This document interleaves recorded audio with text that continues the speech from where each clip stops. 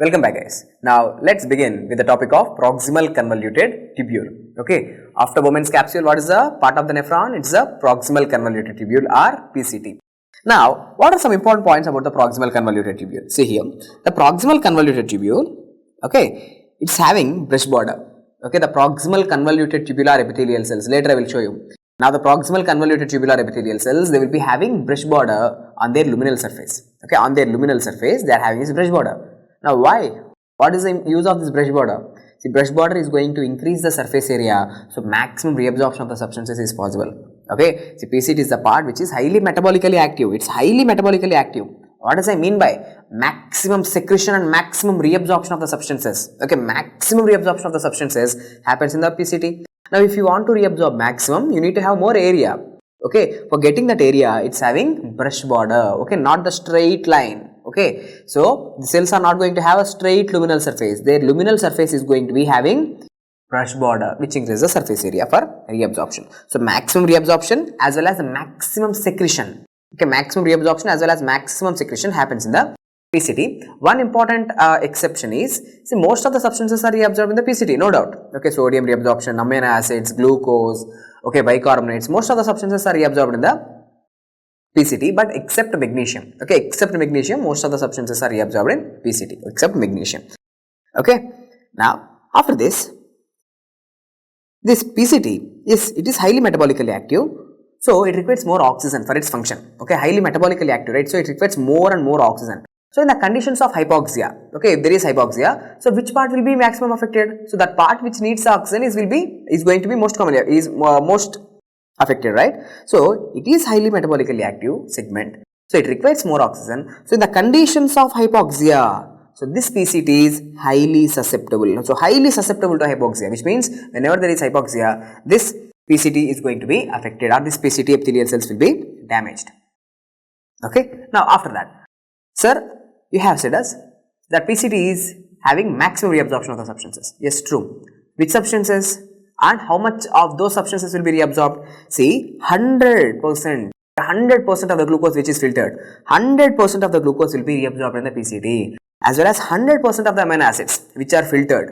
Okay, every glucose molecule and every amino acid molecule will be reabsorbed in the PCT. So 100% reabsorption of the glucose is happening. Not only that, the sodium and chloride. Okay, 70% of the sodium chloride is reabsorbed in the PCT. So if 70% of the sodium is reabsorbed, so how much percent of the water will be reabsorbed? Same 70%. So wherever sodium goes, water follows. In the PCT, 70% water reabsorption happens. So as the sodium is moving in, automatically water will also be reabsorbed. So 70% of sodium and 70% of water is reabsorbed. Okay. Now how much amount of urea and potassium is reabsorbed? 70% of the urea and 70% of the potassium are reabsorbed, okay, and 70% of the calcium and 80% of the phosphates, okay, 80% of the phosphates and 80% of the bicarbonates, okay, HCO₃ minus, okay, this is bicarbonate. 80% of the phosphates and 80% of the bicarbonates are reabsorbed in the PCT, okay. So in one exam, this question was asked, maximum bicarbonate reabsorption happens in, maximum bicarbonate reabsorption, where it happened? PCT only. Maximum bicarbonate reabsorption happens in PCT. So these are some important substances and their percentages of reabsorption. Now after this, let's discuss about parts. Guys, here I am showing you the proximal convoluted tubular epithelial cells. These are the PCT epithelial cells. Okay, these are the PCT epithelial cells, and this is the lumen. Okay, this is the lumen where the urine is going to be passing. Okay, this is the luminal side. This is the luminal side. Okay, for giving you a better understanding, let me show you.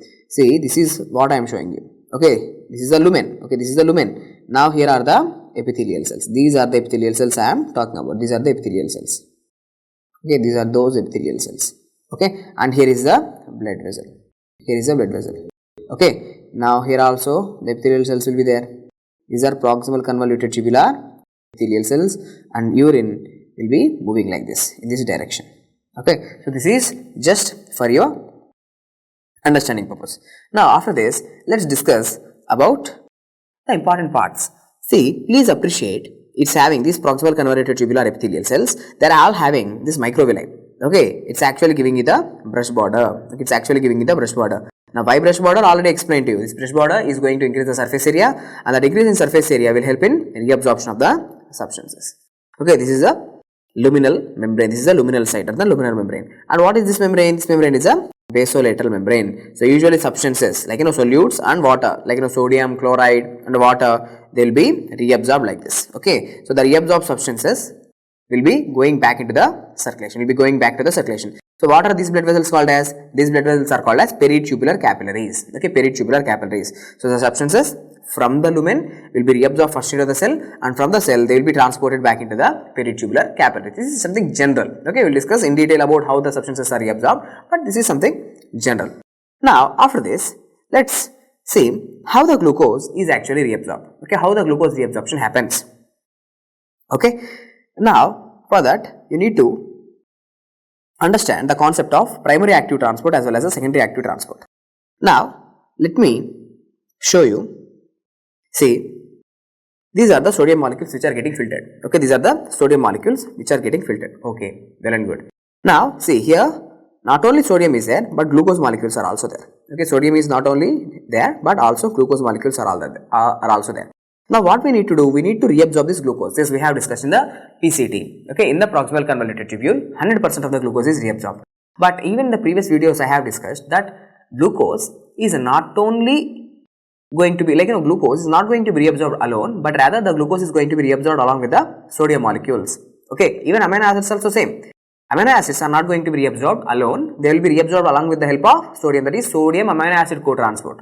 Okay, sodium will help in movement of glucose into the cell, that is sodium glucose cotransport. Sodium amino acid cotransport, sodium glucose cotransport. Okay, so how this actually happens? Okay, and this is an example of primary active transport or secondary active transport. We will discuss now. See, normally on these basolateral membranes, okay, normally on these basolateral membranes, there are these important transporters present. These important transporters are called as sodium, potassium, sodium, okay, NA+, sodium, potassium, ATPases. These are the sodium, potassium, ATPases. Now 24/7, what they are doing? All the time, they will throw 3 sodium ions out of the cell. Okay, they will throw 3 sodium ions out of the cell and they will bring 2 potassium ions into the cell. Okay, so they are throwing 3 sodium out, bringing the 2 potassium in. So that what is happening to the intracellular concentration of the sodium? See, the intracellular concentration of the sodium is going down. Okay, sodium is going out of the cell. See, 3 sodium ions are going out of the cell. So that what happens? Intracellular sodium concentration decreases. So low levels of sodium is there inside the cell. Okay, so this sodium potassium ATPase is now keeping intracellular sodium levels less. Now outside here in the lumen, see, so many sodium ions are there. So outside there is more sodium. Okay, the sodium concentration outside the cell is more. Inside the cell it is less. Now, so naturally there is this concentration gradient for the sodium. Okay, so sodium have its own concentration gradient. Sodium concentration is more inside the lumen and less inside the cell. So what sodium will try to do? Sodium will try to move along the concentration gradient. So sodium tries to go into the cell, no problem. But the problem is with the glucose. Glucose cannot go into the cell. Why? Because already in the cell, okay, there is more glucose. So more glucose there inside the cell. And what about the glucose concentration in the lumen? The glucose concentration in the lumen is less. Less glucose is there in the lumen. Now, do you think the glucose molecules will be moving into the cell? No, glucose molecules are not going to enter the cell because it's against the concentration gradient. Now, what happens? Now, see, sodium will move from high concentration to low concentration. Now, when the substance is moving from high concentration to low concentration, yes, energy is released. Now, with that energy, now the glucose is moving from less concentration to high concentration. So, sodium molecules, while they are entering into the cell, okay, they will take the glucose molecules along with them. Okay, please concentrate here. Glucose is going along with the sodium. Sodium is moving according to the concentration gradient or along the concentration gradient from high concentration to low concentration inside the cell. But glucose is moving from low concentration to high concentration. Okay, if you are moving any substance from low concentration to high concentration, you need to give the energy. But here, the energy is not utilized in the form of ATP. There is no direct use of ATP. Okay. So, energy is involved. If you ask me where energy is involved, sir. See, now the sodium is moving into the cell because the intracellular sodium levels are less. Okay. The sodium is moving into the cell because the intracellular sodium levels are less. Why intracellular sodium levels are less? The intracellular sodium levels are less because of the sodium potassium ATPase. So see here, ATP is involved. ATP is involved over here. With the help of this ATP, the intracellular sodium levels are kept low. Now because of that, sodium will try to go into the cell. While the sodium is going into the cell, it will also take glucose along with it. So it is called as sodium glucose cotransporters or SGLT. Okay. Now here these are the SGLT, sodium glucose cotransporters. Okay, SGLT type 2 especially, these are called as SGLT type 2. SGLT type 1 is present in the intestines. Okay, SGLT is present in the intestines. Now SGLT type 2 is present in the proximal convoluted tubular cells. Now question is, this is an example of what type of transport? Is it an example of active transport or passive transport? Definitely this is an example of active transport. So active transport is of how many types? Active transport is mainly of two types, primary active transport, secondary active transport. So this is an example of SGLT, sodium glucose cotransporters, are example of primary active or secondary active. They are example of secondary active transport. Okay, they are example of secondary active transport. Why secondary active transport? Why? Because ATP is not directly involved. There is indirect usage of the ATP. So this is an example of secondary active transport. Okay, secondary active transport. Now, okay, at the end of the day, glucose have entered into the cell. Now, glucose molecules came into the cell. Now, we want the glucose where? Now, we want the glucose not in the PCT epithelial cells. We want it to go into the blood. We want it to go into the blood. So, now this glucose need to be transferred into the blood. So, this movement is happening with the help of which channels? See, glucose is a very big molecule. It cannot simply cross the membrane. Okay, it cannot simply cross the membrane. So, it definitely needs a transfer molecule or carrying protein. So, now this glucose via this basolateral membrane, it have to enter into the blood vessel, and the proteins which are helping are called as the glucose transporters. These are not sodium glucose cotransporters. No. Already glucose inside the cell is more glucose is present inside the cell. Okay, so now glucose is moving from high concentration to low concentration. In the blood, there is less concentration of glucose. So glucose is moving from high concentration to low concentration. If anything is moving from high concentration to low concentration, it's an example of passive diffusion. See, it's an example of passive diffusion. It's a passive process. High concentration to low concentration.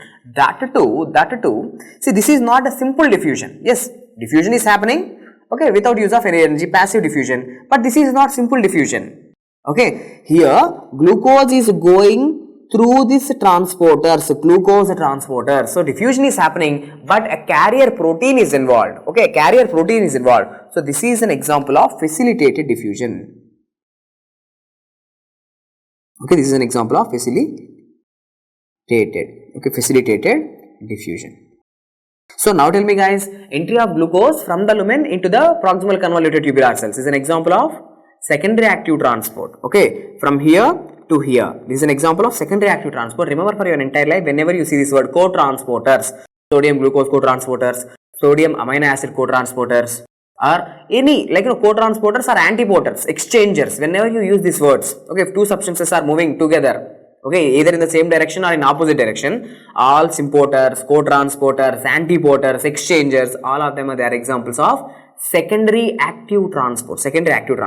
So SGLTs are examples of secondary active transport. But GLUTs, okay, glucose transporters, GLUT1, GLUT2, GLUT3, GLUT4, GLUT5, okay, they are examples of facilitated diffusion. Okay, now after this, let's discuss about some important points. See, everyone knows this is the afferent arteriole. You guys already know this is afferent arteriole. It is going to bring the blood, okay, into the glomerular capillaries. Okay, now here the filtration is going to happen. This is the place where filtration is happening into the Bowman's capsule. Okay, done. And rest of the substances are going to be going through the efferent arteriole. Okay, well and good. Now point here is, see your blood.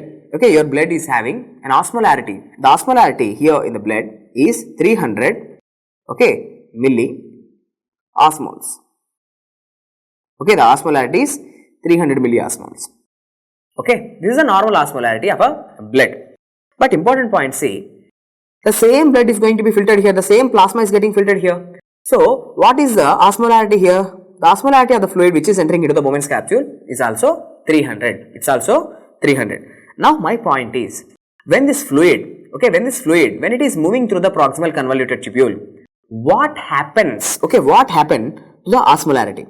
Now when the fluid is moving through the proximal convoluted tubule, see water is getting reabsorbed or not? Sir, 70% of the water reabsorption happens. Now the fluid is getting concentrated or not? Yes, the fluid is getting concentrated. Okay, so what happened to the osmolarity? Just think and tell me. Now osmolarity, will it increase or will it decrease? Now just wait here. Some students might be having a confusion. Sir, what is this osmolarity? Why there is this osmolarity? Like you said that the osmolarity of the blood is 300 milliosmoles. What is this? Let's try to put it in this way, in a simple way. Okay, imagine you are having a beaker. Okay, imagine you are having a beaker like this. Okay, now put pure water into it. Okay, put pure water into it. Now this pure water, does it have any concentration? I am asking you, does it have any concentration? No, there is no concentration. So what is the osmolarity of such a pure water? The osmolarity of such a pure water is 0. Okay, no concentration. Osmolarity is also 0 milliosmoles. Okay.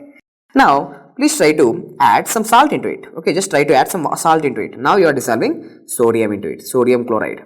Now what happens? Now you add 10 grams. Okay, 10 grams of sodium chloride. Now what happened to the concentration of water? Concentration of water increases. Now what happened to the osmolarity? Osmolarity increases. Now the water osmolarity will become maybe 10 milliosmoles. Now try to add more salt into it. More salt, it will become 100 milliosmoles, something like that. So osmolarity is because of these solutes, especially the ions, sodium, chlorine, sodium chloride. Okay, these ions, they are the ones which are causing the osmolarity. Ions are responsible for osmolarity, and mainly it's the sodium. Okay, mainly it's the sodium. Now my question to you, does our blood, is it a pure fluid? Our plasma, is it a pure fluid? Do you think? No. Our blood is having sodium, calcium, magnesium, chlorine. Okay, so many things are there. So our blood is also having some concentration. So how much concentration? 300 milliosmoles. Okay, our blood is not a pure fluid, right? So our blood is also having some concentration. So how much concentration? 300 milliosmoles. So that is the normal concentration of our body fluids. Okay, 300 milliosmoles. My point is, when this blood or then this plasma, I should say, when the plasma is moving through the proximal convoluted tubule, what happens? 70% of the water is reabsorbed. Now what happened to the concentration? See, water is getting reabsorbed. Usually student will think, sir, the urine is getting concentrated here. When the urine is getting concentrated, it will become 400 milliosmoles, 500 milliosmoles. Students will think.